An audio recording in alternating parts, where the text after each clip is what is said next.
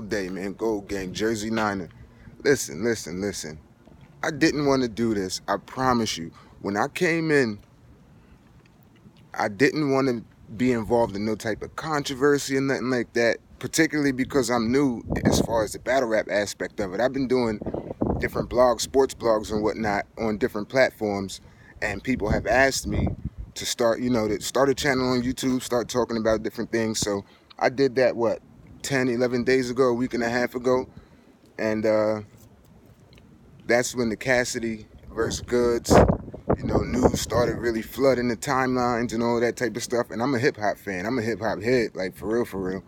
And I'm a battle rap fan. Been a battle rap fan from the beginning. So I definitely have the expertise to be able to speak on it.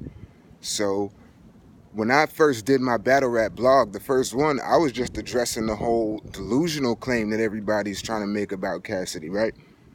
And then that followed it up, and I just talked about different things surrounding the circumstances and talking and explaining why he's not deluded, because he's not. The things he says, whether you like the way he says it or whatnot, you cannot prove it wrong. All y'all can really say, the biggest thing that y'all really try to attack is the whole 5,001 and 0. Oh, it's impossible and blah, blah, blah. None of y'all have evidence to say otherwise, not one of you. And you don't even live up to your own standard of evidence.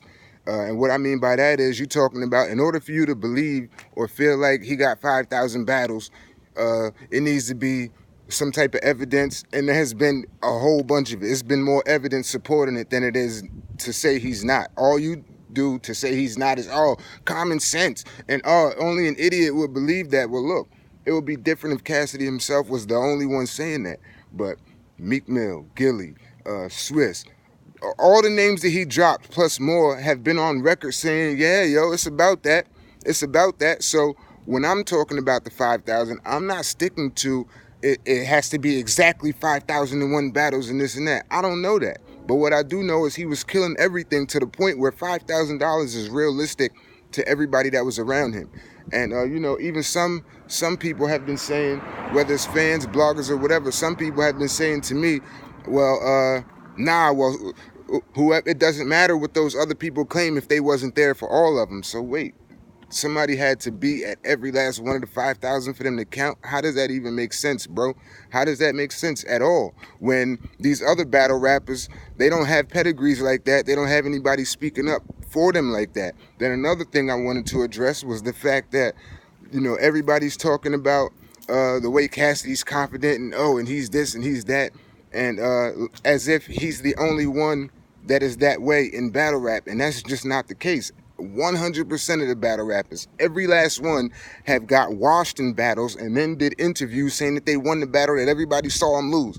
So what are you talking about? Every last one of the battle rappers has said, I'm the best. I just saw Chess, literally. I just saw him yesterday on the video saying, taking credit for, the PGs never did this. I was the one to open the door for that. So if Chess can get on camera, get on tape and say things like that, are you seriously telling me that Cassidy doesn't have a claim in battle rap? Really?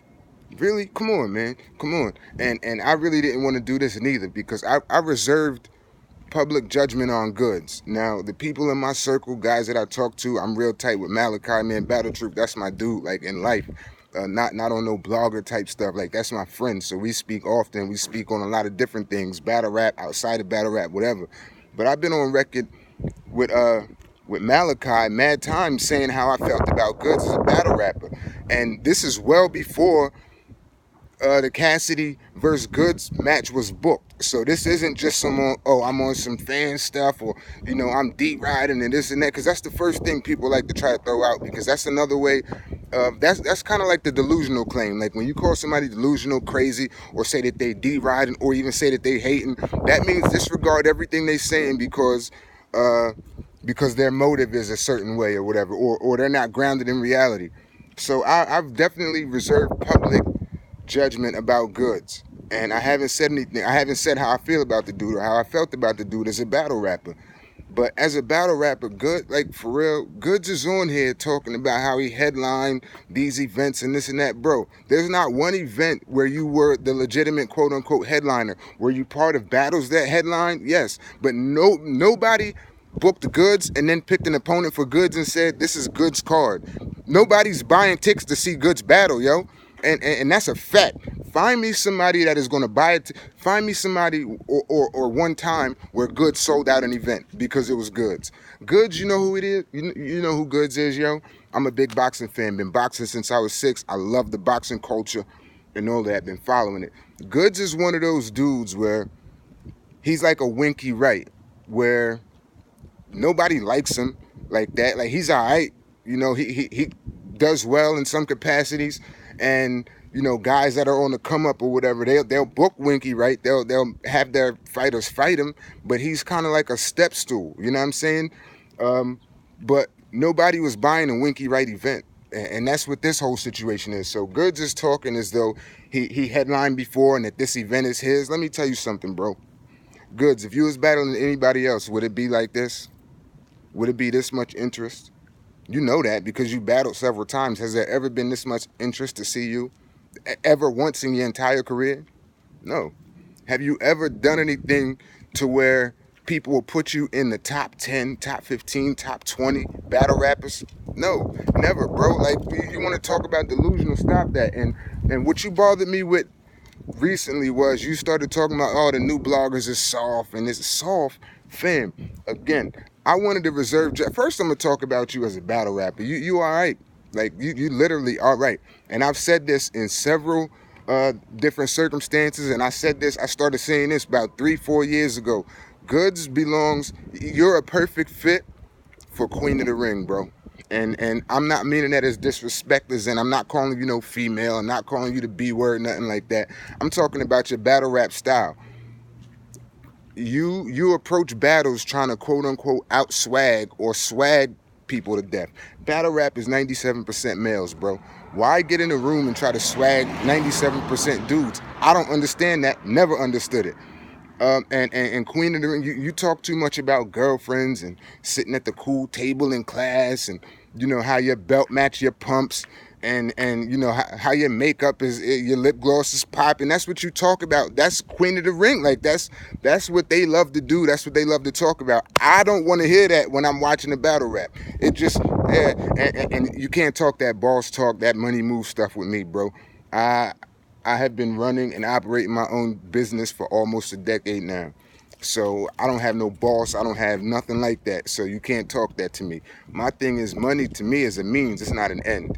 I use money to achieve certain things or whatever. But money's not an end to me. I'm not going to sell my soul for it.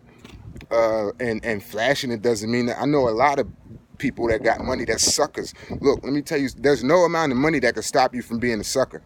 Like, millions, billions, trillions, whatever. It's a whole lot of wealthy suckers out there. So talking money doesn't move me neither. You know what I mean? But so yeah, Queen of the Ring is a perfect fit. So that's just on the battle rap tip. But on the man tip, I don't even know you personally, but I saw a bunch of sucker moves from you, bro. First of all, what's going on now? You scared of the dude lyrically, and you can say whatever you want. See, everybody's a boss until a boss shows up. Everybody's tough until a real tough guy shows up. So Goodz around a bunch of, you know, battle rappers that may come from areas they may not have had, you know, a lot of money or means or anything like that. He can get in front of them and talk the stuff that he's talking. He can talk like he's confident. He can swag people to death and all of that. But when somebody comes in the room with real confidence, you can see the difference. Look at the face-off between Goodz and Cassidy. Look at every interaction between Goodz and Cassidy. Goodz look like his son. Look, man, you look like a young boy. When somebody legit is in the room, you disappear, bro. That's all I'm saying. So all of that soft stuff, let's talk about soft. You want to talk about soft, let's do that. Gyms. I know a lot of people brought the situation up, but it's a situation that should be brought up. Bro, you mentioned your daughter during your round. You bring her up. You bring her up, and Gyms denies the claim that you claimed about him. And he says, and you say, put it on my daughter. So he puts it on his daughter. He puts it on your daughter, I mean. What do? You punch the dude. So given the beginnings of that, when we saw, you know, the promotion for it and everything, you took the whole route that everybody else was taking on Gyms at the time, how to do snucking and, you know, just all of that personal stuff. And You tried to take the extra tough route and all of that, but that was definitely planned, Joe. You definitely planned it. You wanted to do that anyways because you felt like Jim's was somebody you could get that off with because you seen somebody get that off. So you did that. But you want to talk about suckers. You a grown man, bro. I mean not Jim's. Good. You a grown man. You not even a small dude. Like you built wild funny, but you not small at all, bro. You a grown man. You punch a dude in the face, clean. He got his hands behind his back, literally. That's stuff that's how jokes start, really. I'll beat you with my hands behind my back, this and that. The dude's not expecting no punch. He's on stage in the battle rap. He got his hands behind his back and you punched the dude. You couldn't knock him out, fam? Bro, I'm 5'10 and a half, about 5'11. I'm about 185 pounds. If I punch somebody in the face, if I catch him flush, man, they turn to smoke, bro. You couldn't even knock him down. You should have knocked him smooth. How is his jaw not broken? How is his nose not broken? You hit him with your strong hand too. It wasn't even a weak, and you a closed fist. Let's talk about soft. That's not soft. I see why you always talk about how you got killers around you and your homies got guns. You need them, bro. You need them. I guess we just was raised different or something. Man, my father taught me very, very differently than that. And I brought this up the other day about Hitman, because when Hitman was on talking about Cass or whatever, I mentioned Hitman too, because Hitman had said something in one of his battles about Show Out, about him and Show Out, how the way that their father raised them, like if one of y'all fight, both of y'all better fight. So we was just raised different. My father raised me differently. He told me I better not never jump nobody. He said if he ever heard about me being involved in jumping somebody, I gotta see him. He told me I better not. He better not never hear me starting a fight, never. But I also better not ever run home from anybody. I got a brother. And my brother, I'm the run to my family. Like all my cousins, uncles, my dad, my brother, everybody is well over 6 feet. Like, so I'm the runt. I'm only 5'11" about. And so my brother's big. He had a chance to play in the league, all of that type of stuff. Strong. He was known for knocking people out. He had the size and all of that. So I could have got my brother anytime I had any type of situation. But if I would have done that, I would have had to see my pop. And my brother let me know that too, particularly if I start a fight or if I'm out here doing the whole tough guy thing and all of that. So we were just raised differently. My father taught me that jumping people is for suckers. That's what they do. And pulling out guns in a confrontation is for suckers, because these young boys, man, y'all don't know how to fight, and you don't have the heart to take a L. You see that with the battles even. You don't even admit when y'all lose battles. So imagine a fight. And imagine nowadays, it's different now than it was when we was kids. You lose a fight, people clowning you, teasing you, laughing at you for a couple weeks in school, but then it's over. But now you lose a fight, it's people all the way across the world know about it. So, I understand kind of that aspect, but my whole thing is, man, learn how to put up your dukes. Like my pop started me boxing at 6, had me in Taekwondo at 11. Did that for 10 years. You know what I mean? So it's just, we were just raised differently. It's just different.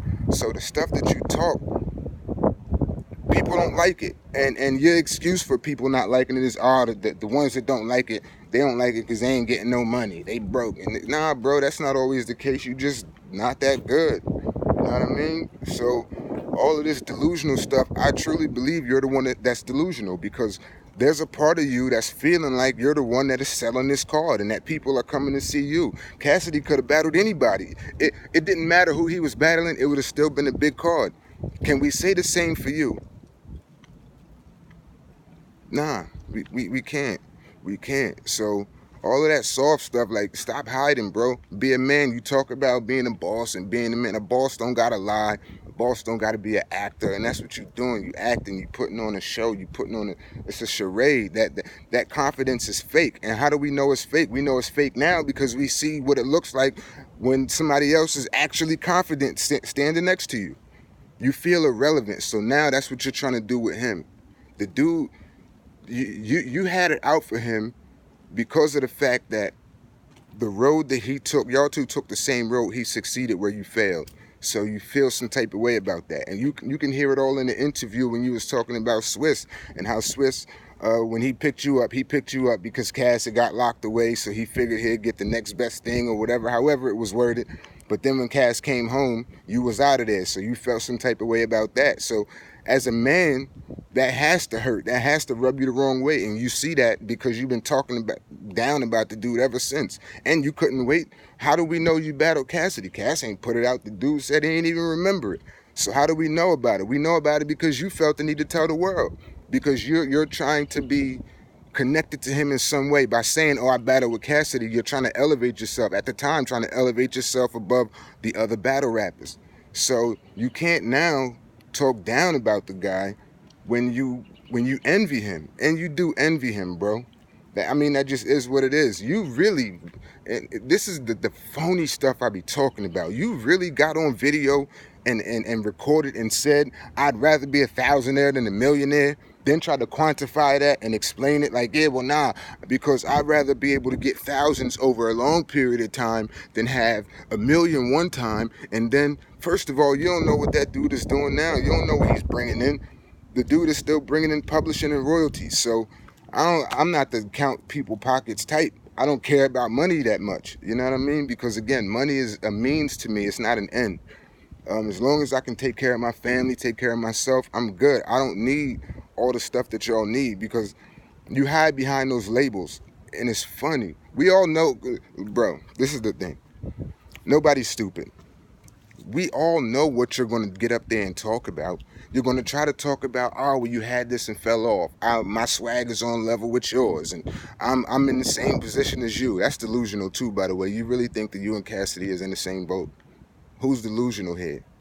Who's delusional here? But yeah, man. And the next thing you're going to do, it's the whole tranny angle. That's your whole spiel. And then you tried to pull a 52 fake out real quick, man. Yeah, because people have been sending me stuff in my inbox. Yeah, but I ain't going to use that. Well, first of all, you're definitely going to use some of it, whatever it is. But that wouldn't even be smart to use, because people could send you anything about anybody in your inbox. You don't know these people that you getting this stuff from. It could be a lie, and that'll make you look foolish. So that's going to be foolish. But we all know you waiting on the tranny angle. That's why you haven't never brought it up in the face-offs or none of the interviews. You trying to play that hand close as if it's going to be a surprise. So it's all just a matter of how you're going to do it. Oh, are you going to bring the tranny dude out there, or you not going to bring the tranny dude out there? Whatever it is, we all know that that's the angle you about to take. So, like, who's foolish?